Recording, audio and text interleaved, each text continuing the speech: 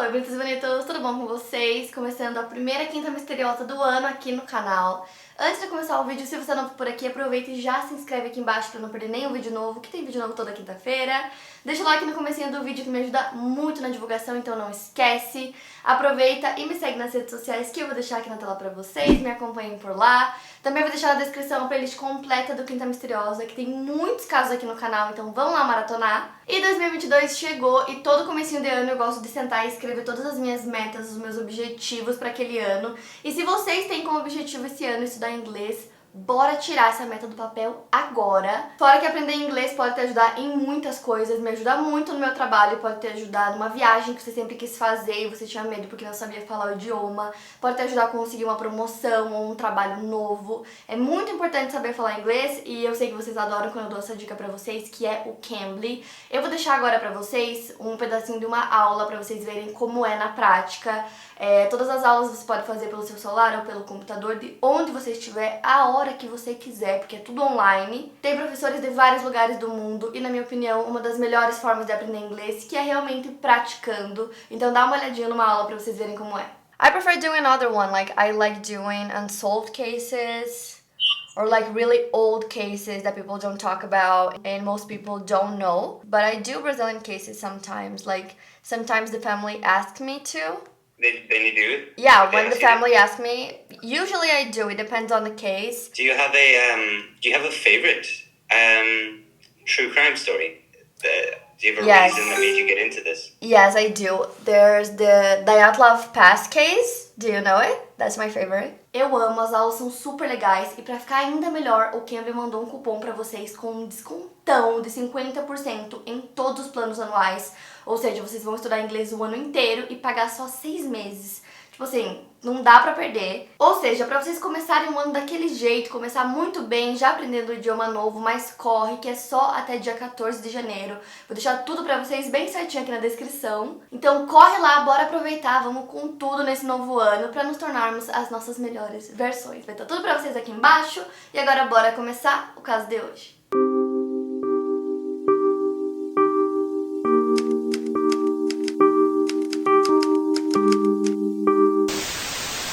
Lacey Denise Rocha nasceu no dia 4 de maio de 1975, em Modesto, Califórnia. A cidade é a sede do condado de Stanislaus. Filha de Sharon e Dennis, ela tinha 3 irmãos, que eram a Amy, o Brand e o Nathan. A Lacey era a filha do meio. Quando ela completou 1 ano de idade, seus pais se separaram e aos 7 anos de idade, o divórcio entre eles foi oficializado. Quando ela tinha 8 anos, foi descoberto que ela tinha um cisto em um de seus ovários, mas ele foi retirado. Durante toda a sua infância, ela visitou a fazenda de gado leiteiro do seu pai. A mãe dela conta que quando a Lacey era bebê, ela dormia a noite toda, poucos dias depois de nascer, ela não acordava. Quando a mãe dela ia tirar ela do berço, ela já acordava com um enorme sorriso no rosto. Então, desde pequena, ela era uma criança muito feliz. Ela amava ficar ao ar livre, adorava fazer jardinagem com a sua mãe. E no começo, a mãe dela até conta que ela arrancava diversas plantas e depois ela aprendeu que tinha que arrancar apenas as ervas daninhas. A Lacey era realmente apaixonada por plantas. O Brand, que é um dos irmãos da Lacey, disse que a fazenda do pai era um ótimo lugar para crescer e que eles se divertiam muito lá. Inclusive, a Lacey e seus irmãos eram muito unidos. A Lacey estudou na Sonoma Elementary School e depois na La Loma Junior High, antes de entrar no ensino médio. A Lacey tinha algumas amigas líderes de torcida e alguns amigos que participavam de vários esportes, então eles sempre estavam indo aos jogos de futebol e às festas juntos.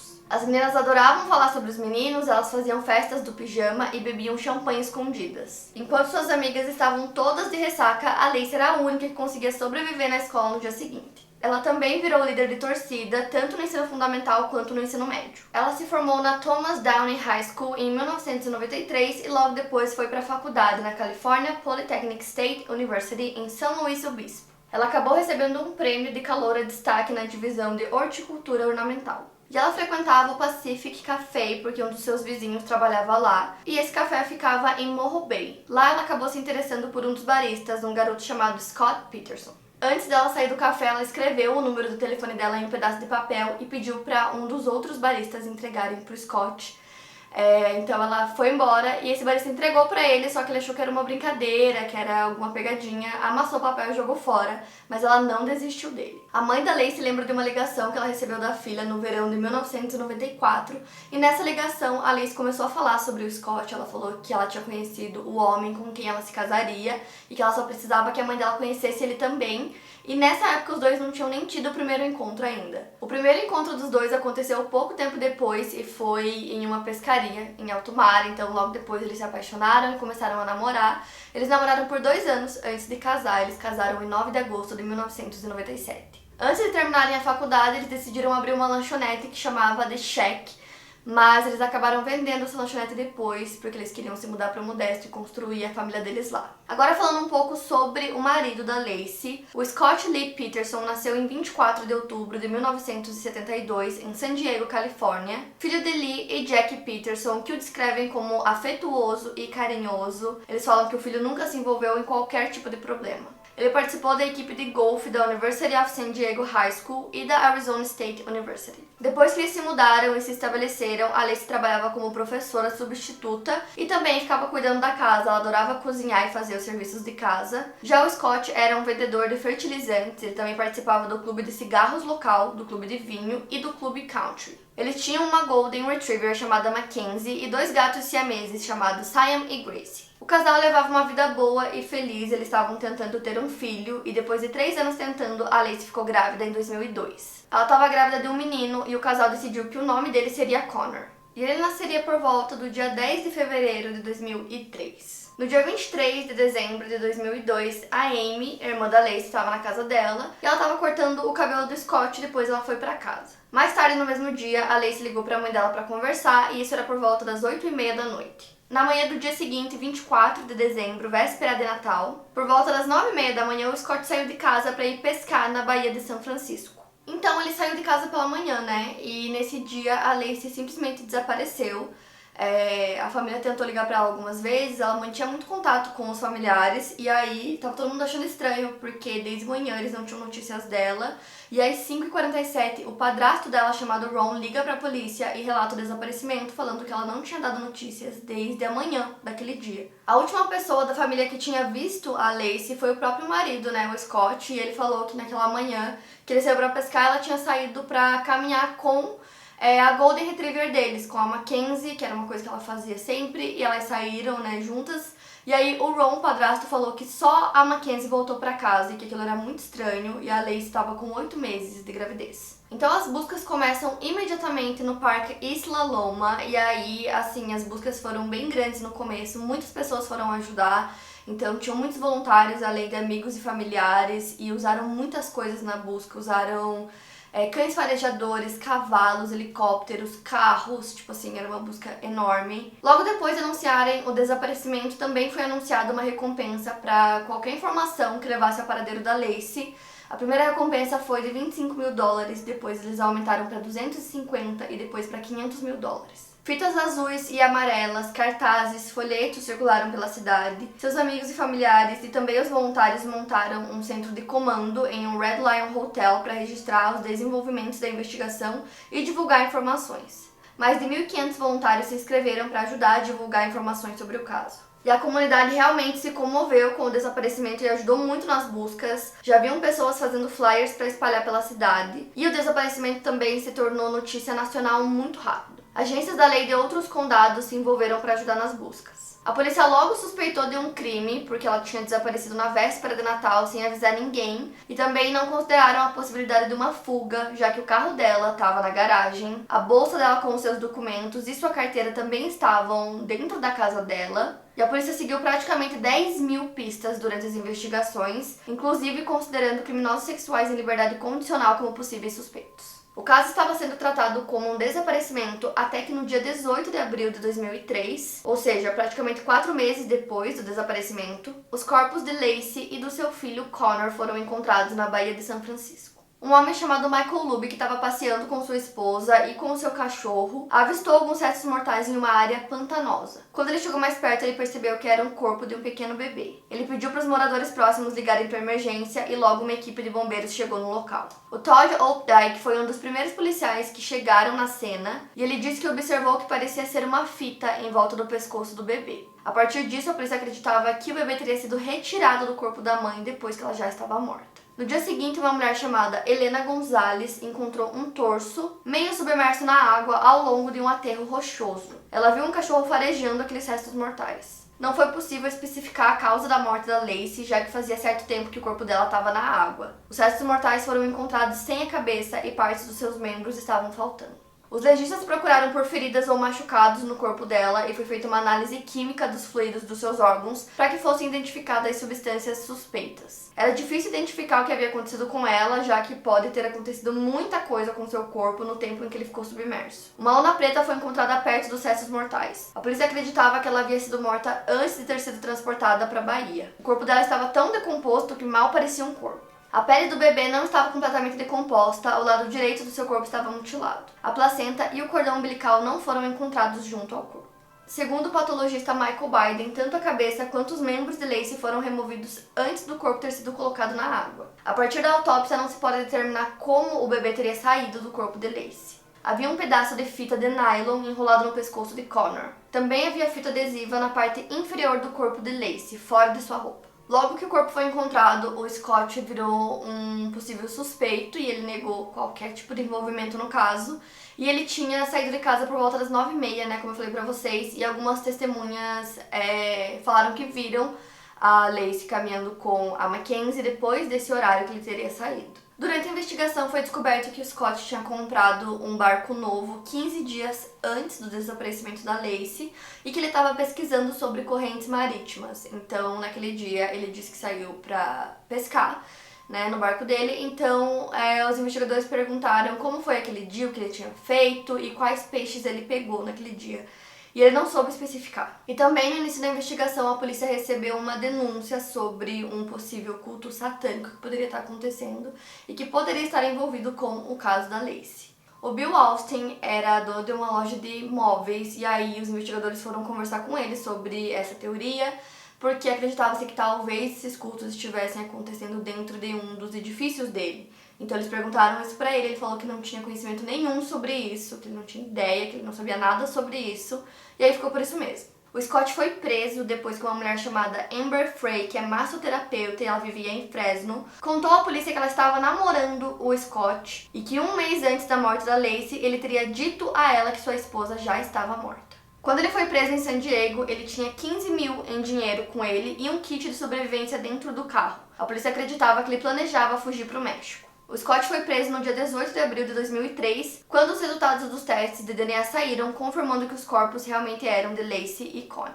Scott foi acusado de matar sua esposa Lacey, de 27 anos, e o filho deles, Connor. Então ele foi acusado de duplo homicídio e homicídio capital e foi detido sem fiança. No dia 21 de abril de 2003, ele se declara inocente. No dia 2 de maio do mesmo ano, ele contrata o advogado Mark Geragos. No dia 12 de junho, é emitida uma ordem de silêncio para dar ao Scott um julgamento justo, sem influência da atenção da mídia. No dia 18 de agosto, o juiz Al Girolami determina que não serão permitidas câmeras de notícias na sala do tribunal durante a audiência preliminar. No dia 26 de setembro de 2003, a família da Lacey entra com uma ação preliminar contra o Scott para que ele não tenha direito de receber dinheiro lucrando com a sua história. No dia 19 de dezembro de 2003, a mãe da Lacey entra com uma ação contra o Scott, pedindo 5 milhões de dólares pela morte de sua filha e do seu neto. Foram feitos 2 processos separados, uma ação de homicídio culposo e uma ação de sobrevivência. No dia 20 de janeiro de 2004, o julgamento do Scott é transferido para San Matthew. 12 dias depois, em 2 de fevereiro, o juiz Alfred DeLucci também bloqueia as câmeras no tribunal durante o julgamento.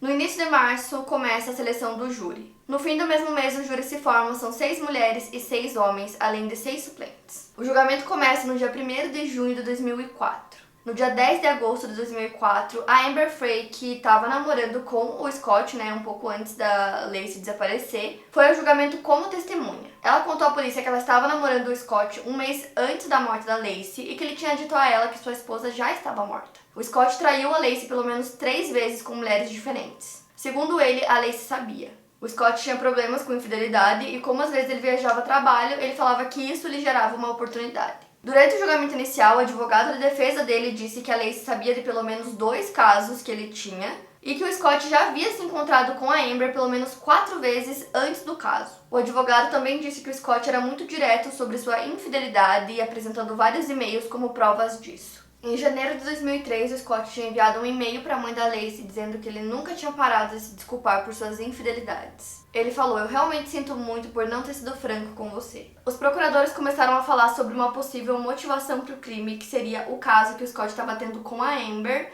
Então, por conta disso, ele teria cometido o crime, né, para poder ficar com ela, o que me lembrou muito o caso do Chris Watts, que foi basicamente isso, né, ele estava tendo um caso.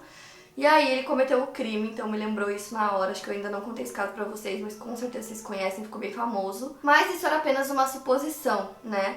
E o Pat Harris, que também era um dos advogados do Scott, disse que eles simplesmente estavam interpretando as evidências circunstanciais de maneira errada. Ele também alega que os promotores não sabiam dizer quando, como ou onde o crime aconteceu, eles só sabiam alegar que o Scott era um homem ruim. O mesmo advogado também alega que a investigação simplesmente ignorou uma coisa que tinha acontecido no dia que ela desapareceu.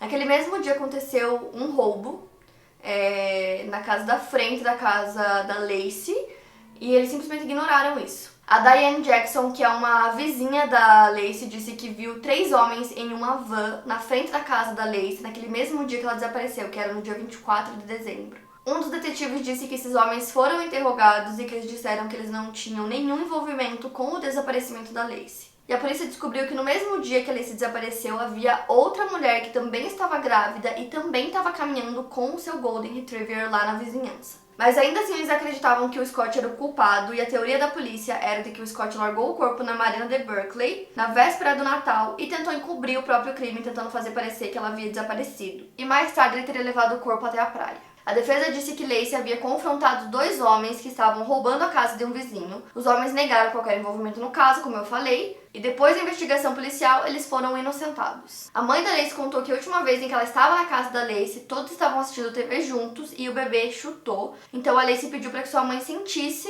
a sua barriga e ela contou que o Scott não gostava de colocar a mão na barriga da Lacey para sentir o bebê, que ele nunca fazia isso. Os procuradores afirmam que o Scott teria levado o corpo da Lacey a São Francisco Bay e que havia jogado o corpo do seu barco de pesca. Em 2003, o tenente Xavier Aponte, da prisão de Norco, Califórnia, fez uma denúncia à polícia de Modesto. Ele alegou ter ouvido uma conversa por telefone de um presidiário que mencionou a Laci Peterson.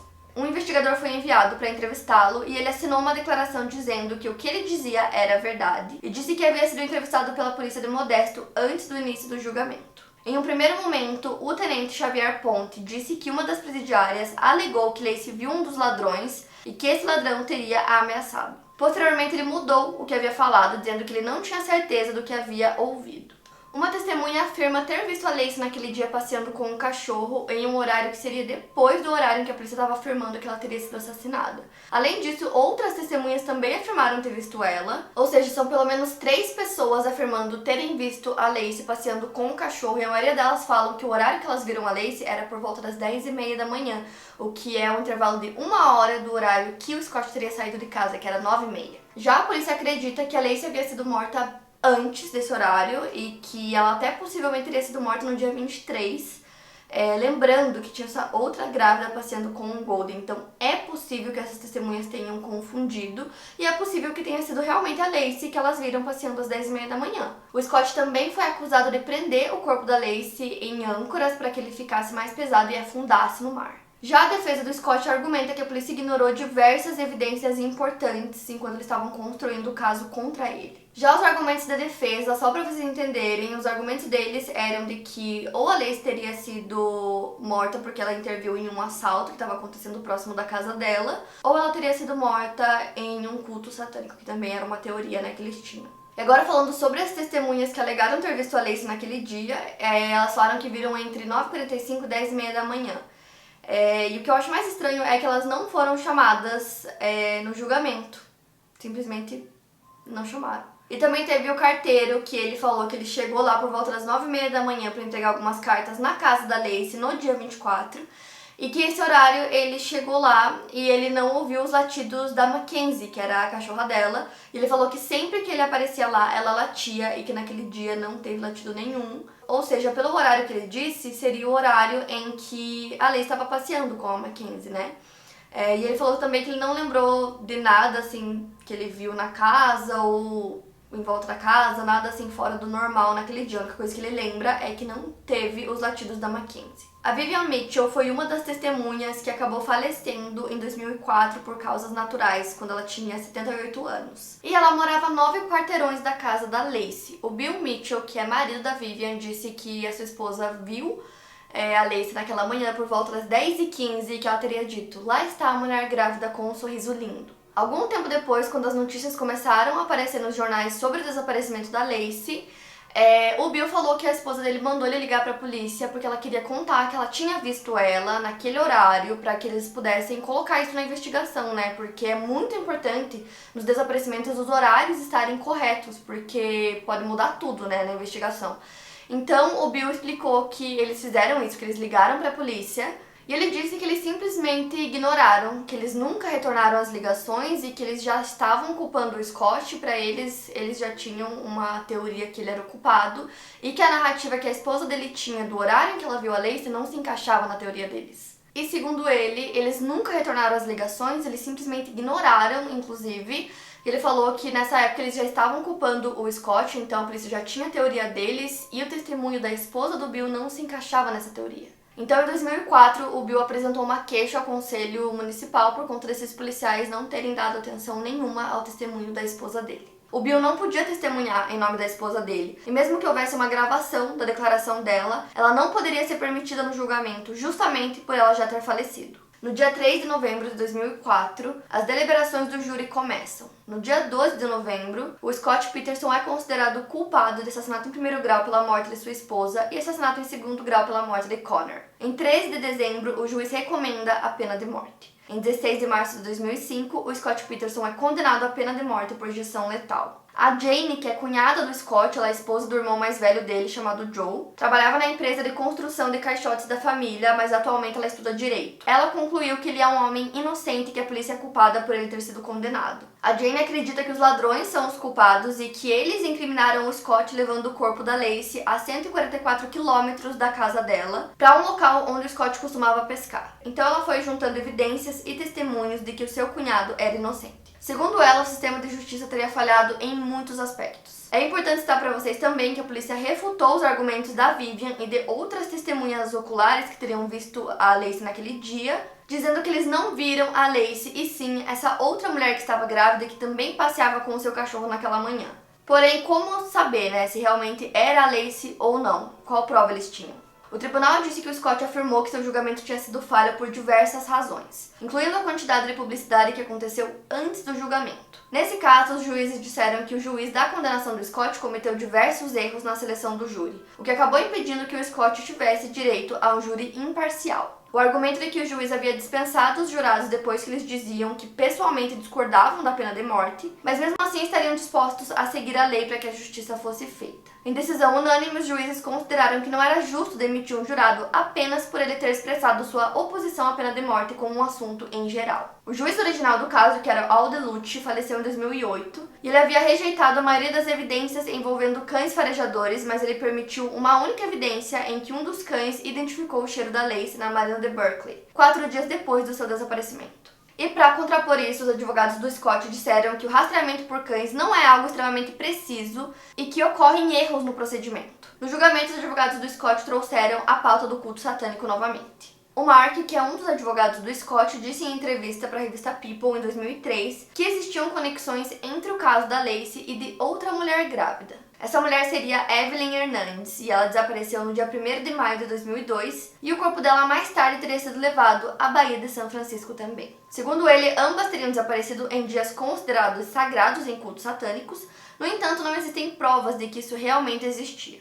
Em 21 de outubro de 2005, o juiz determinou que o valor do seguro de vida da Lacey de R$250 mil iria para sua mãe. Já o Scott buscou que sua sentença de 2005 fosse anulada porque, segundo ele, uma das juradas, conhecida como Jurado 7, mentiu e escondeu detalhes sobre sua vida que conflitavam com o caso. Então, Nesse caso, essa jurada era a Richelle Nice. Ela foi acusada de má conduta e preconceito porque ela não tinha revelado que ela mesma havia sido vítima de violência doméstica e havia buscado uma ordem de restrição em 2002 porque ela temia que a ex do seu namorado pudesse fazer algo contra o seu filho que ainda não tinha nascido na época. Inclusive, essa mulher foi coautora de um livro sobre o caso junto com outros jurados e ela nega que tenha sido influenciada por suas próprias experiências. Uma audiência referente a essas acusações contra essa mulher está marcada para o final de fevereiro de 2022, comecinho do ano que vem. O Scott relata que ao receber sua sentença, o corpo dele ficou paralisado, que ele não conseguia sentir nada, nem os pés no chão, suas mãos, a cadeira no qual ele estava sentado.